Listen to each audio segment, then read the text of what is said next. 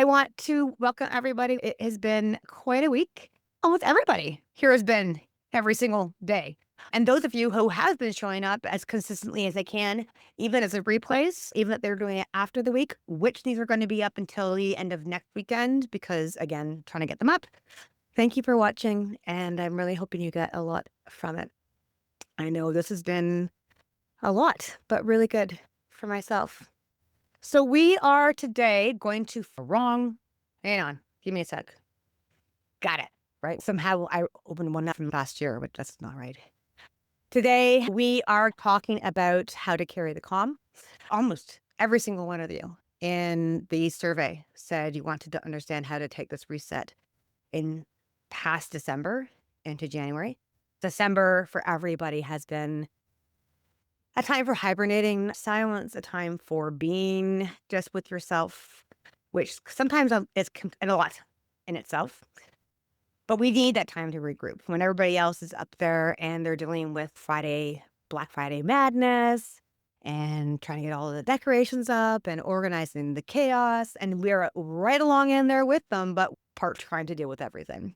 New Year's is bam. I actually saw a reel this morning, a really short reel about a woman who's in her kitchen, and you can tell it's one of those security cameras. She's doing dishes and crying, trying to put herself together. She can hear her kid. You can see their kid slowly coming in. You can see her trying to compose herself.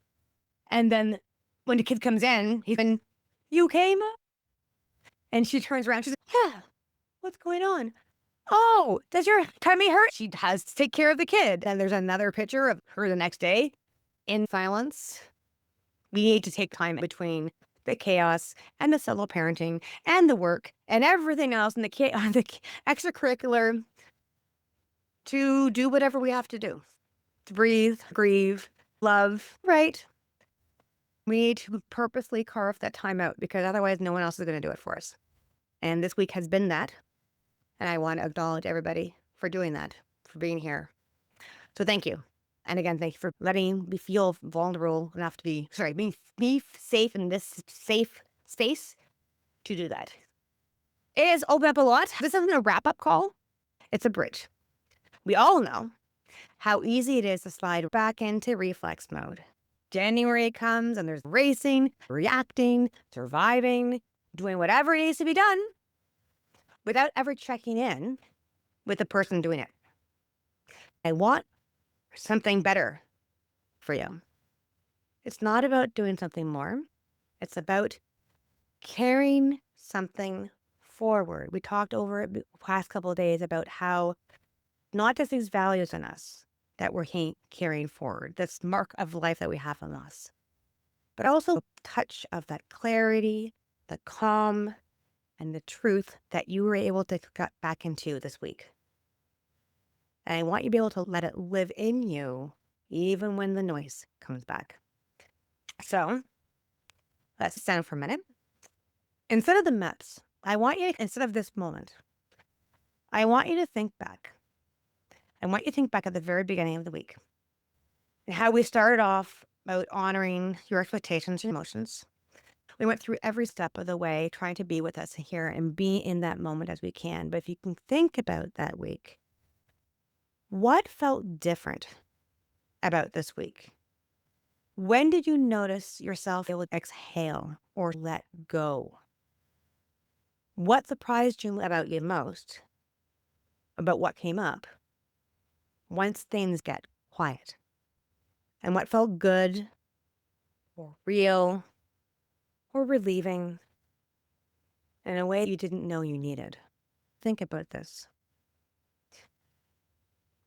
Because out of all of that, something is going to speak to you because that's the one thing that I want you to remember when the busy returns.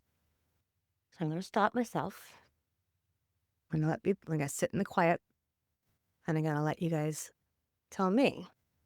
I hate the quiet. On Wednesday, after that big emotional thing, I journaled 3 pages, and the main theme of it was quiet and how much I hated the quiet. Because the busy, the noise, the constant go, I understand that.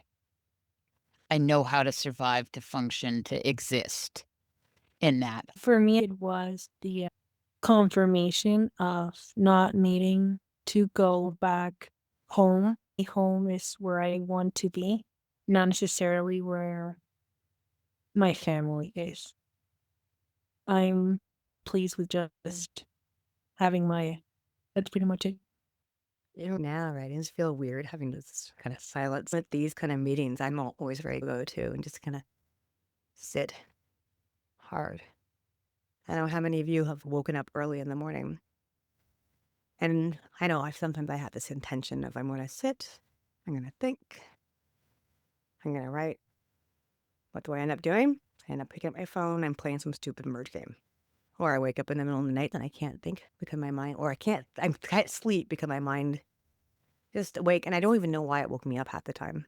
I don't like sitting with it because sitting with it is so chaotic. I can't sleep. I usually do one of two things. Either I get up and I write, which does help. I should do it more often. Other times I just go on freaking Twitter and which I never go to because it's a freaking pony freaking show craziness. But I look at it's like I used to go watch Shameless during the nights when Tristan was still a toddler and Alex was an infant and I just moved into my new tiny apartment and there's boxes everywhere and I don't want to deal with anything because chaos. And I would watch Shameless because it was like, it was noise. It was distraction. It was thank God that's not me. Silence is hard, especially since you've been busy in survivor mode. It's so scary, but important. I want to tell you a story about something personal. All of you. I didn't step into wanting to be a solo parent. I didn't have this master plan. I didn't have a beautifully color-coded self-care routine. Busy. So I was about a year into having my baby. The first year, a fog. The second year was being pregnant and trying to deal with all that kind of stuff. Third year was when I was really deep into it, where I was working, I was solo parenting, I had a brand new infant on my own with a toddler, trying to do all these things, trying to keep all these plates spinning without anyone seeing how close I was to dropping them. Not my kids, not work. They wouldn't want to deal with it. Nobody I knew was solo parenting. The widow. I couldn't let people think I was not going to drop them. I was terrified someone would call the CIS to tell them I was having problems. I was seeing a therapist. I actually booked the therapist when I was pregnant to check in every week because I didn't know. I knew I wouldn't have nobody to tell me if I was going to do postpartum. I needed to have that check in because I need a plan B, plan C. Everything was all the time. Then it was this point where I'm sitting in the dark in my house because we still haven't had like electricity at this point. We had electricity, but I had to keep the lights off because we didn't have a curtain in the front. In the front, I want people to see me. And there's boxes everywhere, and the kids are like in bed. And I just realized that in that moment, with all the chaos, and I'm like, I don't know what I need. I stopped. And in that forced darkness where I couldn't turn anything on, I didn't have the internet. I was getting DVDs from the library for my kid because I couldn't put whatever Blue's Clues or whatever was on. In that quiet, I realized I hadn't heard my own thoughts in weeks. Not real thoughts, just mental noise, the to-do list, the worry, the emotional pushback right there, waiting to burst. And I heard that, and it was still static, all yelling at me at the same time. My brain, my heart trying to tell me things. At that moment, I'm like, I am going to split apart because I am two different things. And then I realized if I don't listen to that, I can't function. I am going to be there as a ghost for my kids. I need to be here as the only present parent. This is why I decided to go forward with Kristen, but I have to be here. And I cannot do this unless I stop splitting myself apart. And that's when I realized there's my heart and my mind. I can't do all of it. The reality, I have two kids squabbling, and I can just go to your room. I will come at you when I can. And I had to go for the first thing I did first, which was, it was trying to do all the thoughts and deal with everything, even if I couldn't. And then that smallest thing I think of, I took 30 minutes a week. That was the only thing I really needed at first. Just 30 minutes. 30 minutes when I'd signed up my kids to do every kind of activity at this point. I was still pregnant. This happened earlier when I was pregnant. At first, it was putting my kids into something so I could let some other adult take care of them as I sat there and I let myself feel. Not grief, not everything, just one feeling, whatever that was. And I would hang on to it and I would feel it and I would kind of focus on it and try to play with it. What is this? Where are the edges? What, just really mentally visualizing, what am I feeling? And sometimes I couldn't figure it out. Some things I was too distracted because I'm watching my kid to make sure he's okay, or all of a sudden there's a bug on me. I was almost waiting for a distraction. I'm not going to call it meditating because that sounds too, which I was not into. It took intentional to do it.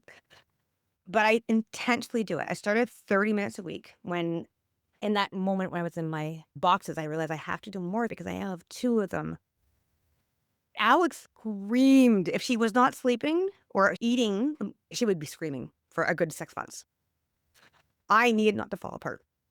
So when the kids were in bed and I was doing laundry, I would let myself just do the laundry, do the thing, physically doing something. I started knitting again. I started lifting again, focusing on my knitting. Sometimes it was easy and my mind would go. Other times I found complex knitting patterns. So my brain would be busy. My heart was able to feel. I had to distract one or the other. Other times I realized silence is not sitting there and letting things go. I don't like meditation. That it's quiet in your brain. Never quiet in my brain. I'm not going to force that to myself. If I feel like I'm trying to have nothing in my brain, I'm thinking about the fact I have nothing in my brain. Like, it's ridiculous, right? But if I could train myself to distract one kid as I'm doing with the other one and go back and forth, I am not only training the kids, I'm training myself to listen and to be okay to going down on their level, crouching down with your kid. What are you feeling? Okay, tell me more. And literally asking myself. And for me to visualize it in that way too made it easier. Remember we talked about the puppets before? If you distance yourself, it's easier to talk to yourself in the third person. Like whatever it needs, start that way. Little things. Stop if you have to. If you don't understand it, that's fine. It takes time. After a while, I realized there's other ways I could do this.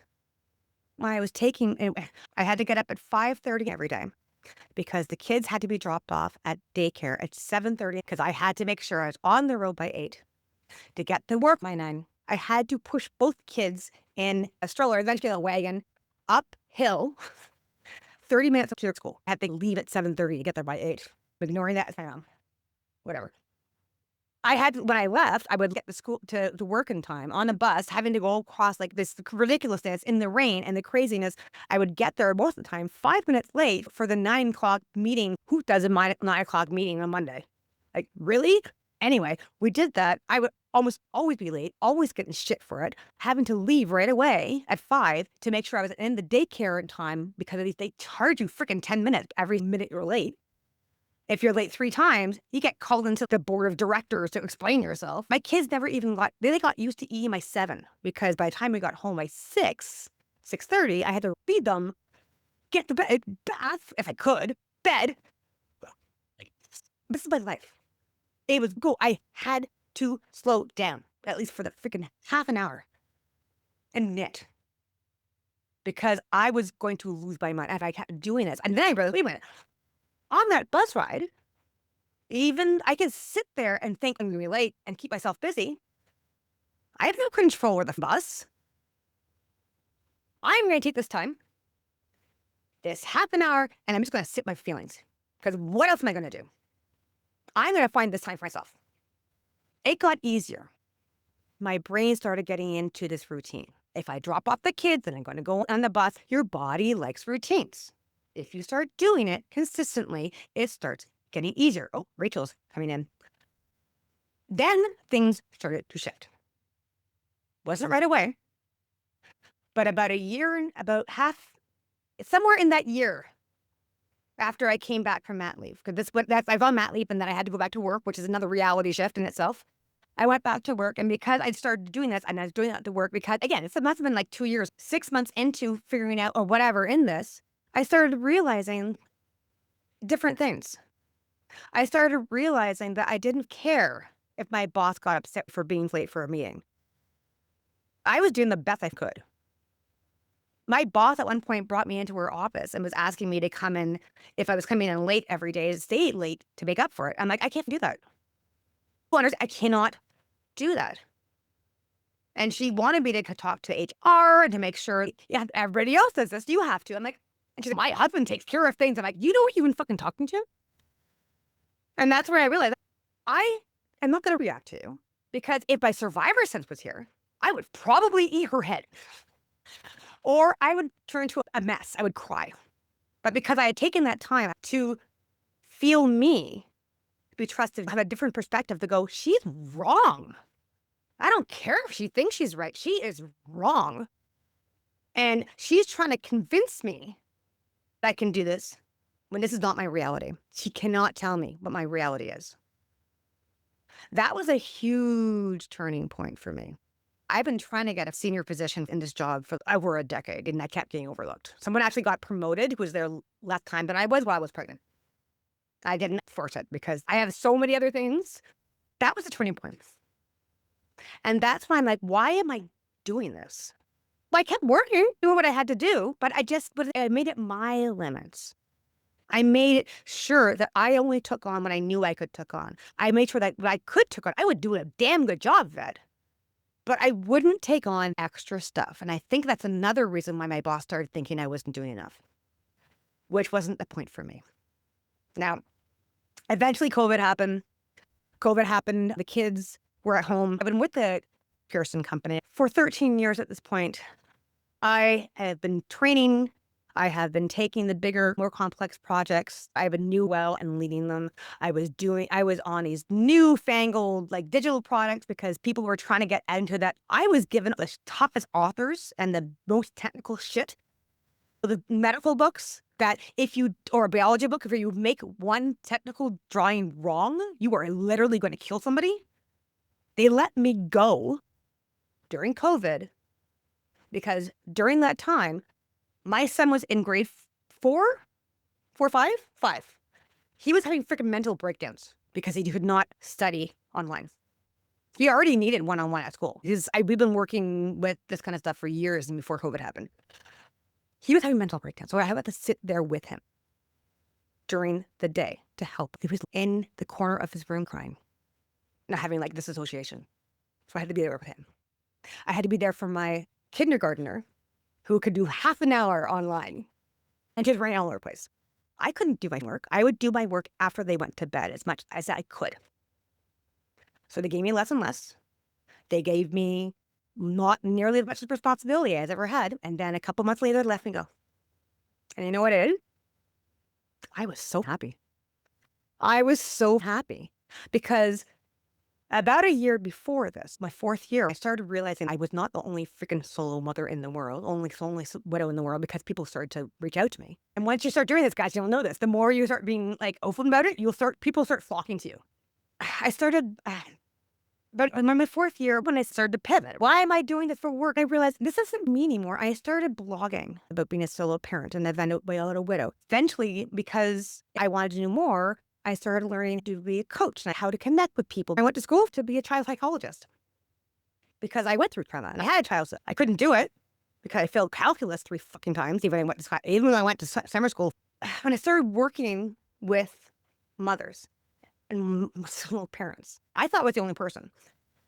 So when they let me go, I'd already started to shift. I'd put money into learning to do my own business. I really wanted to push this. I started doing every Thursday at 9 after the kids went to bed. I have to do this, not just for me. When they let me go, I was so relieved because I'm like, you know what? I didn't want to be there. I wanted to do this. I want to be with my kids. I want to do with my passion. I want to do this. I was so happy because they let me go, which means I got a freaking passage. And yeah, I was angry for about this further. I'm still kind of angry about it. I was angry at the same time. Fucking dare you. I was one of your best and you treated me like this? They didn't even help me find another job. All my friendships for years gone. We were better 3 years later. They canned my manager, the one who fired me. I was very happy about it. She's working at a bank now. Nothing to do with education publishing or leading. Anyway, that's bitter. It's okay. I'm allowed to be bitter. She treated me like shit. I would not be able to say it before. I would have been crying. She made me cry a few times. Anyway, the reason why silence is important, you start listening to yourself and being more comfortable with yourself. That's what silence is, right? Yourself. You realize what you are, what you want to stand for, and what risks you want to take. Whether you're going to turn to a ball of tears, rage against the machine, or just be like, you know what? I don't care. I know what's important to me. That doesn't happen until you stop. Your kids are okay. Everything's safe. Yeah, it's scary. But that's why it's important to do this. And it's what I come back to again and again. And there's several times I've gone back to go, maybe I want to go back to educational publishing. Maybe I want to go back to what I know, what I need, what other people there to support me and to grow. I can make $150,000 a year right now. I look back at that and I'm like, but I don't want to. I know who I am now because I keep freaking trying. And maybe they'll stop, but for now, feels good now. And you don't know it feels good until you sit with that. Okay, that's my big story. The point is you don't need a whole new routine. You don't want to stop this session and expect to go back to whenever real life happens again. You don't have to go near. I'm going to start new. You need to figure out one part of yourself. You need to be comfortable with a small thing. The 5 minutes, the 10 minutes. You don't need a whole new schedule. You need a thread, something small that connects you back to this version of who you are now when everything else is pulling at you. That is relief. To not be pulled by everybody else because you don't let them. That's relief. There aren't magic wands for this. I'm not saying they're not going to be completely overwhelmed, and that's why it's important for us to do this, right? How do we reset when the craziness happens? There are anchoring tools. I would love you to explain what you have worked from you, anybody who figured out their own thing. Stuff that helps my friend, like fidget toys, bracelets, knitting for me, a Post-it note with something like, I'm allowed to rest. This matters. What was it the other day? I'm allowed to be, this moment, I'm allowed to be loud. Something on your monitor, an object to remind you of a moment when you felt grounded or at peace. A ring. I had to switch to my wedding ring was cracked and hurting. I had to get it fixed. Behavioral anchors. Sit in the car for 2 minutes after school drop off. Go to the bathroom and close the door for 2 minutes before you sit back at your desk. Once the kids are down, light a candle, stare at the candle. Focus on that. Say one word. First word that comes to your head. Maybe it's enough. Maybe it's love. There's apps out there you can use that will actually, you can put a reminder in. So if it catches you, it has to work. I have to remember exactly how it works, but basically, like, it gives yourself a check-in. So whenever you want to scroll on your phone, it asks you, do you want to scroll on your phone or check in with me? And if you say yes, it lets you do it. But because it makes you stop and ask yourself, it stops the routine going back to it. You're like, no, I'm going to wake up in the morning and make sure that my writing stuff beside my desk instead of my phone. There's overwhelm. I'm not failing. This is hard. I'm still here. Abandon your rest. A snap. Hey, I'm still here. My body's here. It's okay. We've gone through this for triggers. I've talked a lot through my story. I'm sure there's certain parts of yourself that you've actually said, okay, this is my story. These are the pieces that made me who I am. Think on that. You don't have to share, but you can. But I would like you to share if you can, again, is what is something that because you know that now you can think about things about in those moments. What could you do to remind yourself in those moments when everything's overwhelmed? Like all the different things I just said. Hello. I'm guessing the guys have seen I just put in the chat. I had a similar experience with my line manager. My drink wasn't as big as yours. I worked in a university frontline on an advice desk, and I had a year off after Rob died and went back in January 2022. Yeah, he died in 2020. I was off till January 2022. When I went back, I didn't expect to be the same person. I had multiple appointment meetings with my line manager. She pulled me in and she'd be like, Rachel, you're not working to your usual standard. You are the people person in the team, but you're not hitting this and that. Every time we had one of these meetings, it felt smaller until I thought, hang on, you're assuming I am the same person I was when I went off, and I am not. And I'm never going to be that person again. I've been off on ill health since January 2023. I have applied for ill health retirement. My GP is giving me sick notes without reassessing me, so they know I've got lots of conditions, my depression, I've got really badly controlled diabetes, diverticular disease, I've got carpal tunnel in both my hands or no feeling in my fingertips. I had one operation last February, that's done nothing. So now they're saying I've got diabetic neuropathy. So it makes all the little things that make my old job physically impossible to do. But in accordance to a third party health person, they were just like, you're not ineligible of doing that till your retirement age of 67. I'm 44 now. Basically refused me 3 times my ill health retirement. So I am now being forced to take redundancy because my job role now no longer exists because they've had so many restructures. And I thought I was going to feel some sort of weird job grief loss thing, but I actually feel nothing because it's not there anymore. My spark doesn't belong there. It belongs somewhere else. Right now, it belongs with me, my kids, in this group, and trying to get my life back on track. Once I've got my house sorted, pre-kids, I used to make jewelry. I could do something like that at my own pace, in my own time, rather than being on the clock. Because I, again, like Sarah, I would come in because the bus would be late or the kids were late into school. I'd be late, and sometimes I'd stay late to make up for it. But then it'd be like, oh, you've lost 20 minutes this week. We need to make that up. And I'm like, I can't. I've got to go home for my kids. There's a lot of similarities between Sarah and I. But yeah, it shocked me a little that I thought I was going to feel something. But when they said this is what we've come to, I was just like, whatever, do your damnedest. It felt like it did feel like one final screw over because when my husband and I worked for the same company, and when my husband died, they screwed me out of £60,000, which is a huge, I don't know what that is in your currencies, but it's huge. And I thought they're just doing that again, one final screw over before they say, we don't need you anymore. I've come to the point where I don't need them either. It's no great loss to me. We've all come through the biggest and worst day of our lives. We've all survived that. We're all here to tell the tale. Yeah, you're like, it's not going to touch me. How are you going to keep that feeling going forward when you have the overwhelm, have to take care of your Taninas? The other thing I found to cope quite well is an app called Finch.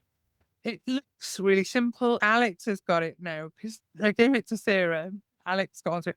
It's about self-care. You can set reminders. It'll remind you to do things at certain times of the day, and it'll give you that little dopamine thing of, yes, I've done that. Yes, I've done that. Yes, I've done that. And I've maintained a 333-day streak up to now. It's accountability in a simple and nice format.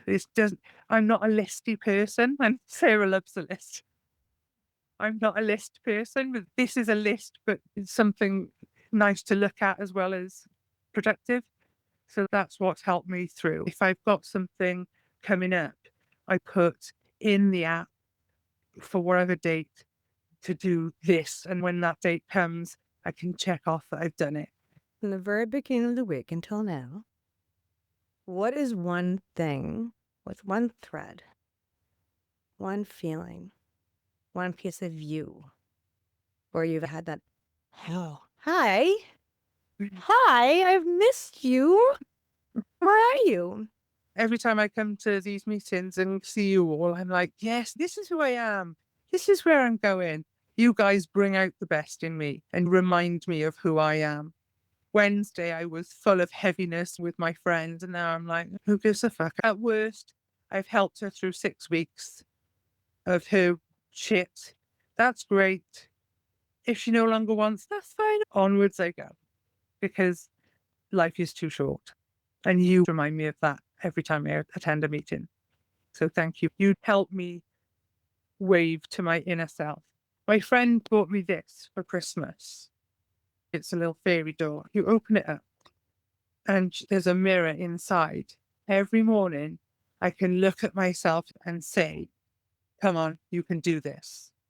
What a lovely gift. I put it by my bed. So every morning I open the door and I say, you've got this. You can do it. Shift your ass. So I got to my friend's house last night and we exchanged Christmas presents. She gave me a little jar. It says fucks to give, and it's full of little wooden fucks. If everybody else runs out of fucks to give, I've got a jar full. She always says she's run out of fucks to give. So I gave her one and said, at least you'll always have one fuck left to give. For me, it's trying to find those little things that cheer someone up or cheer myself up.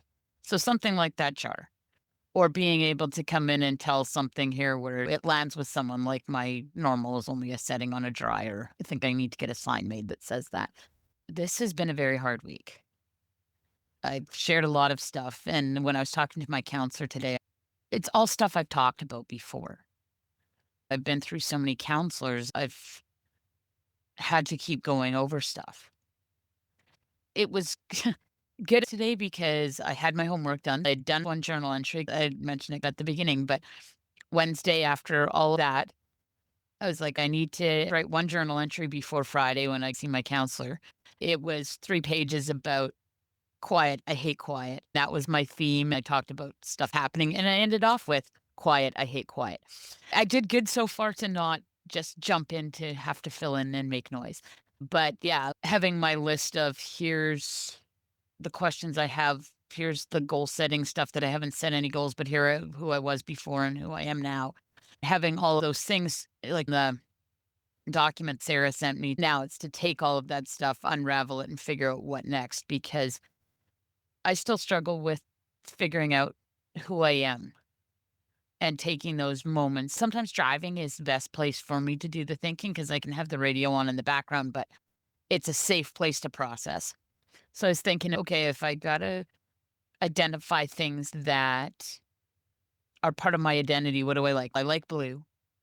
I like football. And then I was thinking, you know what I like the most about having my Canadian football tickets is the sense of community. So even if I'm not constantly cheering, it's better not going to the lows when we're losing. It's just nice to be part of that community. I got to sit down and take quiet time to focus and work. I get a bit of a reprieve because she wants to send me an email about some of the things that I need to do too. So I'm not doing double work, but yeah, it was interesting. I hear stories like yours, Rachel, and yours, Sarah, and I got to remember not to feel guilty because I have been fortunate. Yes, it was a fight to get the insurance, but I won. I have fought with LTD and I won. I have an incredibly supportive family physician who has done all this paperwork and done everything so that thankfully I am in the situation with being 52 and a half in 2.5 years. I can pull the plug and say, I'm done. I don't have to follow LTDs, jump through their hoops anymore. I have my full pension and disability support from the federal government to make up the difference so that I really am not losing financially. And to not feel guilty about being in that situation. Even like I said on Wednesday about being guilty about being more financially stable because I'm now a widow. But knowing that and trying to take the positives rather than the negatives and say, you know what? Things worked in my favor so that I can take this time, be involved with you guys, have that time to heal and not lose the positives that I'd gained before and figure out what's next and have the value in it. Because, like, I look at, and we were talking about the values and everything else, and really was triggering because all my values didn't feed me because it was all tied up in stuff that I wasn't getting the value back to me. It was all about survival. And me being organized and efficient and responsible and doing all those things. Yeah, it's still a part of me, but can I now say that's not the be all and end all? And can I sit back and say I still have things to give, but I don't have to half kill myself. I don't have to exhaust myself. I don't have to keep searching. Maybe it is finding a way to sit in the quiet and say, what do I need from me? What do I need from me to help others so that when I'm here, I feel like I'm contributing. When I'm doing other things, I feel like I'm contributing and have a positive influence. I try and make jokes and give hugs, but sometimes it feels like I'm taking more than I'm giving. To find that balance to say, you know what, all the negative shit about talking too much and being loud, find the positive in it and say, you know what, I can still use those things to share my story, to connect with someone else, whether it makes them feel better or it gives them something to reflect on. There's others who care. We call this solo parenting, but because we have this group, we are not truly solo parenting. I can hop on WhatsApp and say, my car broke down. We are creating our own village. You talked about being in your own place and not having to go back to Mexico because home is where you are. This is home. Creating a home, a foundation, a base for us. If some of my crazy thinking and best thinking when I'm talking out loud, and then I have to go back and watch the video to see what I actually said, if that insight helps someone even an ounce, like I was saying, all I had in my cup the other day, it's still bringing a positive, helping someone, if nothing else, making someone know in their heart of hearts they are not alone, even if thousands of kilometers separate us and we can't physically be there to support you when you need it. If we could, we would. That's my 2 bits. Can I say that was the most composed, eloquent, deeply resonant thing you've ever put in? That was beautiful. And from the heart. This is from someone who really worried because she broke down. She had a big thing on Wednesday. You are so much clearer now than at the beginning of the week. I think it's because you're here every day, including Wednesday. I'm really glad you took a break yesterday. You knew that. I think it made a difference. I see every audience too. That was beautiful, Shelley. I'm just going to pop off screen for a minute to grab something I did last night. I'll be right back. I was talking to Rose this morning. We had a one-on-one, just regroup after everything. And she said again to me how she came on and she knew I was from Canada and she thought everybody would be here for but either the States or the Canada. And she loves and thinks it's amazing the fact that we're international, that we have people like all over the place. And that made her feel, besides the fact that she's, oh my God, it's beautiful. Besides the fact that she feels like she's actually traveling the world and like, but it made her feel, she's like, not just, am I not the only freaking, it's only North America, but this is like human experience. So thank you all for that. Thank you. Shelley. My friend gave me another adult coloring book. I wanted to be present to talk to her, but I also didn't want to invade her space because she's doing my old job just in a different office. So I totally get when she talks about not having So I was trying to be respectful and figured she gave me the book. I had pencil crayons, so I sat at the table and started coloring. When she finished, she grabbed a book. She doesn't like intricate detail. I took one color and colored everything I wanted that color first.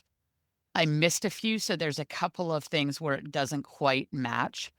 And I'll try and take a picture of it and post it in the WhatsApp later so you can see it better. But that's stuff I do now in a meeting so that I can stay focused, present, and pay attention.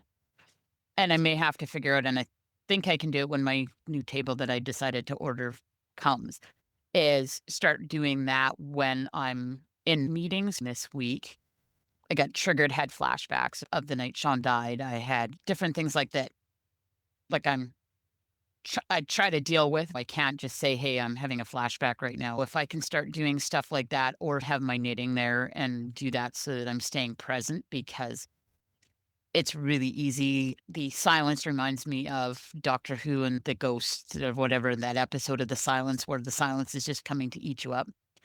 'Cause my husband was a big Doctor Who fan. Never heard of it before I met him, but yeah, terrifies me. Anyway, this took me 3 hours last night. And I had to finish it. So I had to have every white space that was part of the picture covered because it's me, but yeah. So anyway, if someone wants a Shelley Wiggins original, I'll sign it. You send me your address, I'll mail it to you. I really like what you said, Shelley. It was amazing. I almost cried. I don't like watching myself crying. So I used people like holding. I totally get it. And now that I'm unblurred, here's the so so you can see them better. Let's see. There is the tiny wooden fuck. Like I said, I got you covered. There's lots of them in here. I'm going to circle back to Jen because you've been doing a really good job with your puzzling the past couple months now, which is This- amazing. The puzzle is so frustrating. I have to finish it. We're going tomorrow. We're going down to Heather and the boys, and I want to give it to her so she can be frustrated with it next year. But I have to finish it first. I think what struck me most was realizing that I wasn't sad on New Year's Eve. I didn't scramble to make plans for myself. I didn't look for things. And I'm like, I actually got invited to multiple things and didn't respond or think about going because I needed to be home for the kids. I was at peace with it. They ignored me, but I was at peace. It's resonated with me since. I'm not sad. I have sad moments, but I'm not sad. I'm somewhere now that I wasn't before. It's making me tear up, but I'm worried about the kids and I'm worried about life and how I'm going to juggle it all. But I'm not sad anymore. I'm getting things done. I just put all the Christmas stuff away, and Bella told me I put stuff in the wrong boxes. I said, of course I did. We'll pull them out of the racks next year. I don't care. Of course I did it wrong.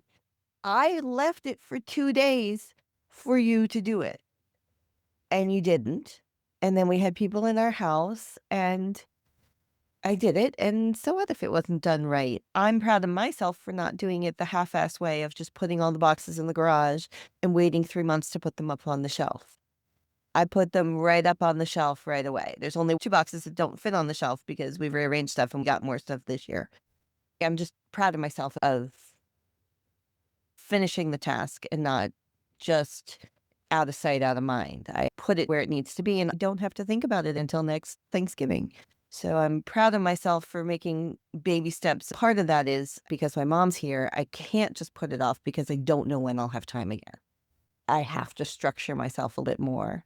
The 3 days after Christmas, bed rotting, I needed it, but I wasn't doing things I wanted to do. I wasn't puzzling. I wasn't reading my books. I wasn't organizing.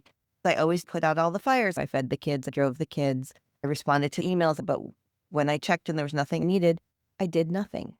It wasn't a guilt feeling. It was, I want to be doing more, but I just can't. I was purposely bedrotting. It was weird. It wasn't a guilt feeling. It was just, I want to be doing something else, but I just can't. And it wasn't because you were sick and forced to. You were like, no, I cannot do this. I can't. Yep. I am purposely saying I can't do this. I was just spent and I'm like, I just can't. I'll do the bare minimums. And it wasn't like I was depressed. I wasn't sick. I wasn't depressed. I wasn't injured. I was just like, this is all I have energy for. And I watched some great shows and I got up a little. I'd get up and I'd do one little thing. I caught up on laundry or something, but I didn't feel, I wasn't running like I usually am with the kids. And I had that extra energy of not driving them to school and not picking them up and not having to remember everything. I was able to just sit and recharge, bed rotting in a positive way.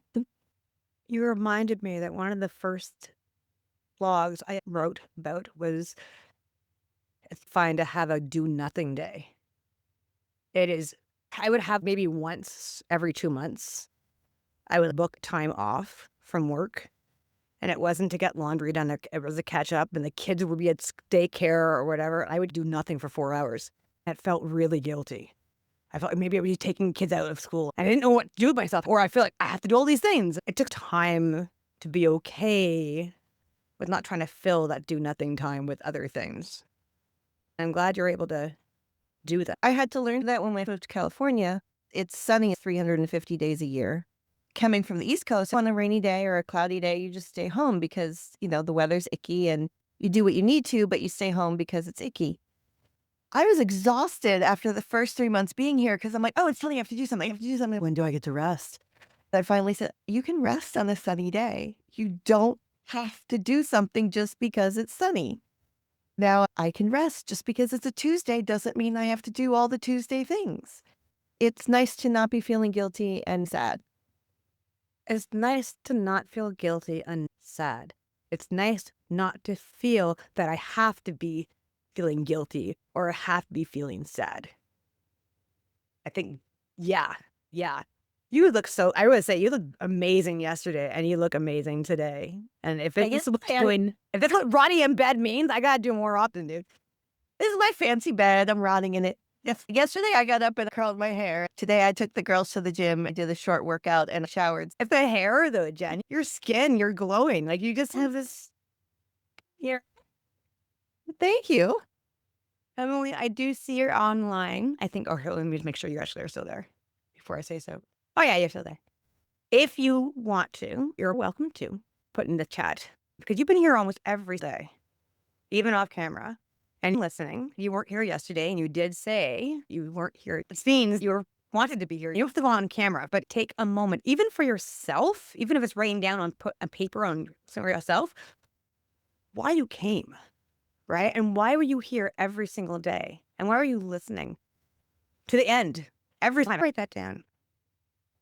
I know you have your family to help remember, but I know it's you. I've seen you online and you give yourself props. Like, I've gone through another year. I've did this myself. And you give yourself a big exclamation mark, which is fantastic. So I want you to look back at what you've gotten from this, why you've been here, how you have felt from the beginning and how you're feeling now. And I want you to write that down. I would love all of you to freaking do that. Because when you come to the there's a reminder. Forget like the little elastic band. That's why I like writing these things down afterwards because it's fresh in your head. And then we go through the craziness. You're like, oh, wait, I remember what it's like to relax. Emily, I saw you wrote, I have to keep going for my daughter and myself. I'd like to keep going for my daughter and myself. I like how you do both of those.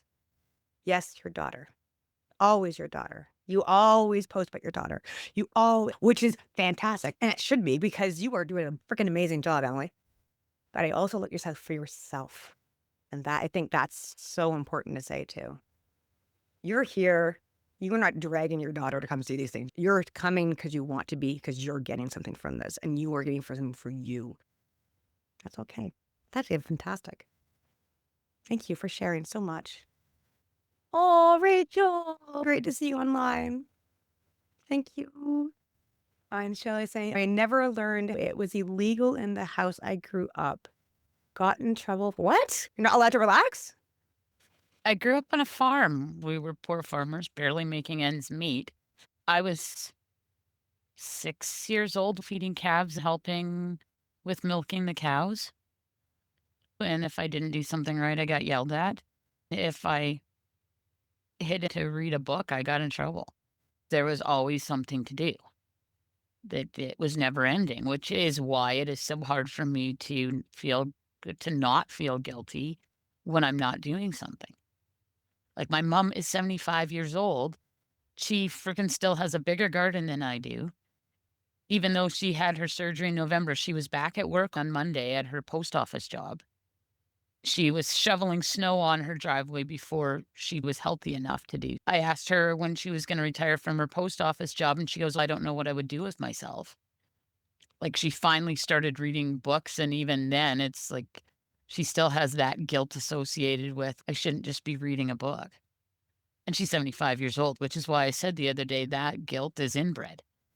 Like my grandma at 100 years old, even though she's losing her memory, feels bad because she's in a wheelchair in a personal care home and feels she should still be productive and working. Relax was never in our vocabulary. Even on Sunday, you still had to look after the animals. So I said it was illegal. Best way to describe it. One of those things to learn to overcome. Add it to my big list that's 7,000 pages long now. I think you're adding it to your list on purpose because you like adding to your list because you like being busy. Besides the fact it's actually nice to cross things off too, right? Yeah, I have that list of 25 things I sent you, and yeah. But the ones that I wrote where I have the 6 pages that's at home right now, it's nice to cross some things off. I need to do some of those to downsize and figure out stuff. Ourselves, I know you've been quiet, as you always are for these kind of things, especially when they're big, introspective things. I know that keeping everything to your chest. But again, I just want to recognize the fact that you have been here as soon as you could to be here every time. And we love you here. Honestly, you love the fact you're here to do this. As soon as I had internet back at home and everything settled and packed, I'm here. I really enjoy hearing from everyone. I think that's very valuable. I really don't mind the quiet. I know how to relax.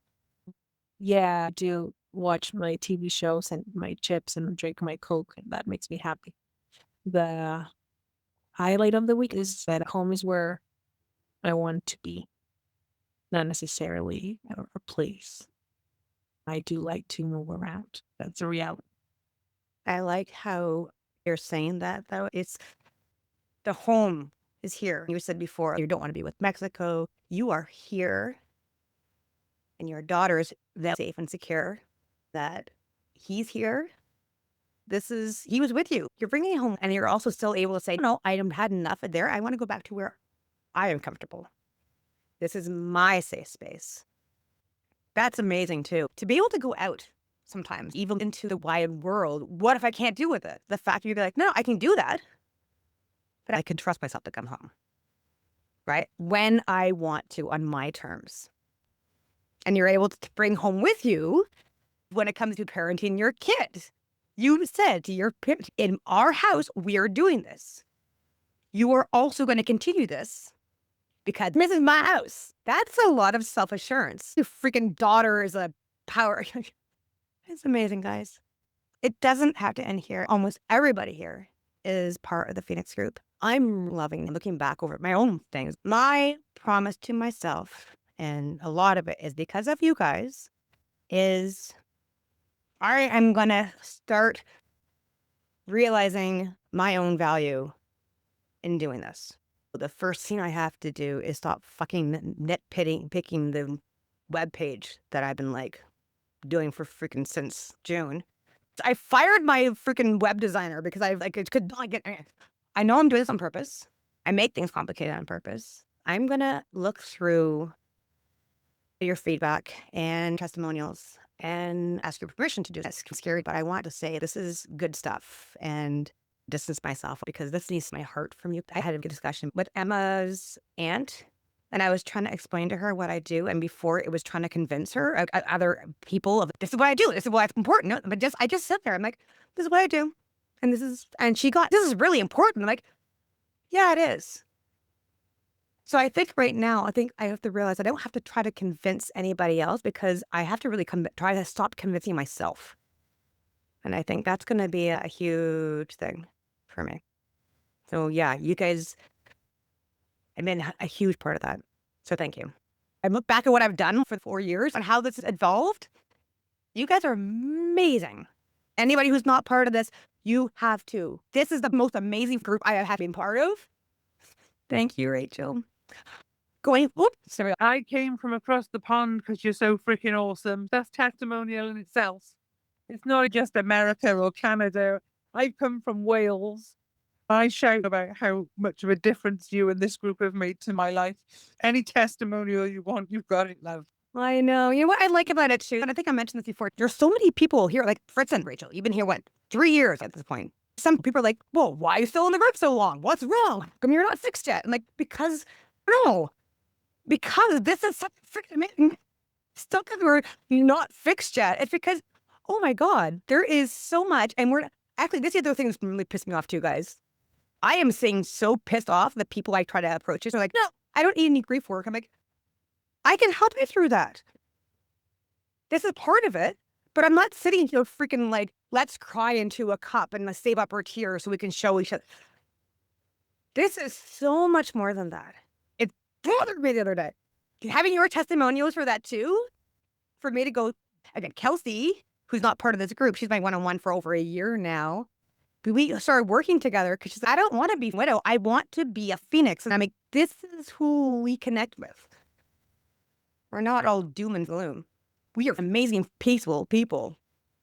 I wonder if we could paint it as a picture, following our own yellow brick road to our own emerald city of village of widows where everybody understands everybody else and everybody can help everybody else. That seems pretty ideal to me. Why would you want to leave that? If you found that, why would you want to leave that? Because you're not going to be fixed. We're not in the business of being fixed. We want to be able to have a life moving forwards with people who understand. Like I always say, the silver lining to the darkest cloud in our skies. For me, that is what this group encompasses. So here's my problem with your analogy, Rachel. We've already followed our yellow brick road. This is our Emerald City. We have found our village. We have found our Emerald City. We just want to set out more yellow brick roads for people to come join us. Yes. We're figuring out stuff in the Emerald City and what we want it to look like. That's what we're trying to do with goal setting. We're creating our own house in the Emerald City. Marcel, who likes to travel, just goes from corner to corner and comes back. And she's testing which corner works best for her and then goes back around again. I think we need a better analogy than the Emerald City. Because for me, Emerald City is that pretend Mr. Oz behind the big camera. Could be, I'm a very powerful, but I'm really the small guy, snake oil salesman, which I do not like being associated with. Thank you very much. But yeah, I love that Move the idea though roads. too. Pick yourself a better ending. I was going with the roads to this idyllic place. I'm not an ambulance chaser. And also go back to my comment, because it doesn't have to be perfect. You just have to be real. So you're not the Wizard of Oz. We've given him the boot because he sucks. We've taken over the Emerald City. You can be our Glinda instead. Oh, fuck that. I want to be the Wicked Witch. I have been obsessed with the Wicked since when it first came out, and I was still working as a bookstore, as like a book. When I used to work at Chapters, and I used to be the book buyer. I love this book, and I will. Oh my God, I have a ring about freaking what's the hell's her name? Little like pencil girl who is now being Glinda, and anyway, whatever. Stupid. Anyway, Don't drop houses on people or have a house drop on you, and we're okay. no problem. I can be a mother bear. My kids know I will explode. But at the same time, that's how I know that's okay to explode and lose their shit, because I've repaired so many freaking things. But you're right, Shelley. I have to sit in that quiet. Next steps. I am going to be putting through everybody who's part of the Phoenix group with help at the time. Everything that's part of here, I am going to be putting into Circle. All the replays will be there. Any of the workbooks I'm compiling and getting out, everything's going to be moved to Circle. In January, there is the Reclaim Your Life thing. We are not dealing with grief here. We are real. Our new tagline for Sarah, not perfect. Thank you. And it's also let me be loud. Mike used to say loud Sarah is loud. Copy that, print it out, stick it on your monitor so you look at it every day. What are you going to put on yours? Think about Normal it, is folks. only a setting on a dryer. You should. You guys are amazing. I love you guys. Keep going. We're starting to thrive. That's okay to feel that way. Bye, everybody.